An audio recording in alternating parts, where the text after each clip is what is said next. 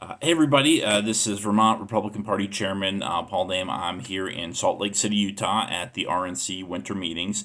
This is going to be my first meeting here, and it's been great to get in touch with Republicans all across the country who are here working hard in their states to prepare for the 2022 election. And it's been good to talk to folks from like Wisconsin and Kentucky, who are kind of formerly blue states, who have seen a lot of progress and become much more Republican. And I also was really encouraged talking to folks from places like Rhode Island and Hawaii, who look at where the Republican Party is in Vermont, and are kind of jealous of us. So that's been great to see the progress and sort of realize the position that we're in Vermont here, and the potential we have sort of within striking distance, as one person told me here. So it's been great to meet with other folks. The meetings are going to be wrapping up later today. And I just wanted to touch base on what I think is probably one of the most significant things that's going to come out of this meeting.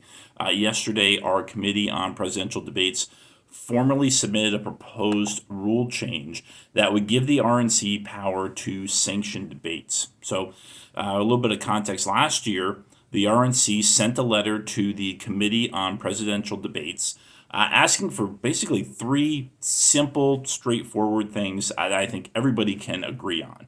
And those things were: number one, that they needed to commit to choosing debate moderators who are not partisans. Number two, they need to develop and implement some kind of policies to maintain objectivity on their board of directors and some accountability for that.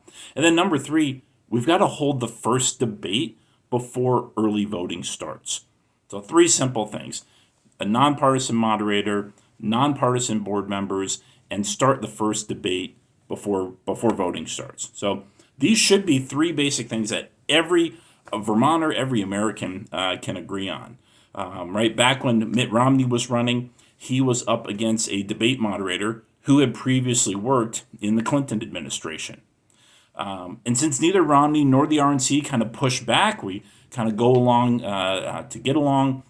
There was no efforts made after that 2012 race. Things got even worse in 2020, and Steve Scully was chosen to moderate the debate. And he had previously worked for the candidate who was in the debate. He had previously worked for Joe Biden. And the RNC is concerned if we continue to allow this kind of overt, clearly identified bias to creep into the presidential debates, who's going to be our next moderator? Barack Obama? So yeah, it's likely that biased choice in moderators who've previously worked all for Democrats is related to the fact that board members also can be overtly partisan. During the 2020 election, 6 of the 10 board members made public remarks opposing one of the candidates in the debates that they were supposed to be overseeing. And this completely undermines the integrity of that process. It makes it difficult to trust kind of anything that board does or will do in the future. So again, in 2020, that first debate didn't take place until after military ballots went out in all 50 states.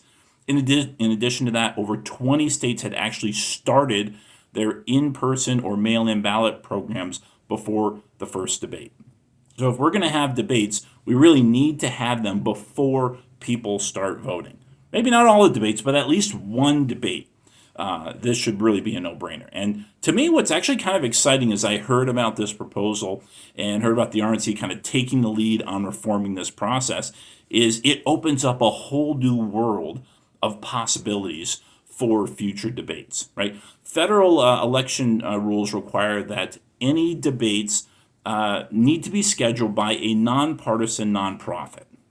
So for the last 30 years, there's been a complete monopoly by the Committee on Presidential Debates. But it could have been any nonprofit. So if we allow sort of to end this monopoly, who knows what kind of other opportunities that this could create for both candidates to partner with other independent groups, right? So we could maybe have debates sponsored by historically black colleges. Maybe we could have debates that are being sponsored by the United Way or the American Red Cross, institutions that have clearer nonpartisan ties that more Americans have trust and confidence in. And by taking the power out of the hands of this particular committee that's had a monopoly for decades, we might also see some potentially different formats or different candidate criteria. So, this is another example of Republicans looking to the future saying, just because it's always been done this way doesn't mean that we can't improve. Right? We want some basic improvements. Even CNN's Jake Tapper seemed to agree that those three things that we're asking for were very reasonable requests.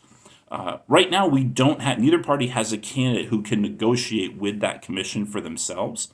And since most of our conventions happen in August of the election year, it's too late for the candidate to do those negotiations. All those decisions have been made ahead of time. So that's one of the reasons the RNC is pushing for this on behalf of the candidate. We don't know who that's going to be yet. So this rule change was submitted to our Rules Committee. It's going to go through our regular process, which means it's not going to be up for a vote until the next time the RNC meets. But there is incredibly broad support for it right now. And the Committee on Presidential Debates, if they decide that they're going to change course and adopt these very reasonable, down the middle of the road kind of policies that would make the process, make everyone have more confidence in the process, it can improve the objectivity of the debates in the future. And if that happens, we may never even need to exercise this rule.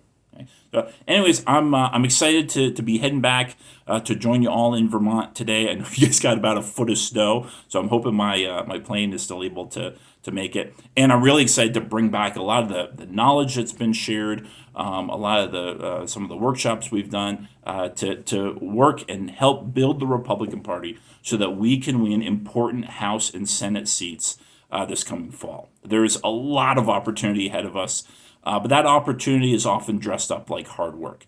And I hope that you're willing to work hard along with me to gain ground in 2022 and beyond.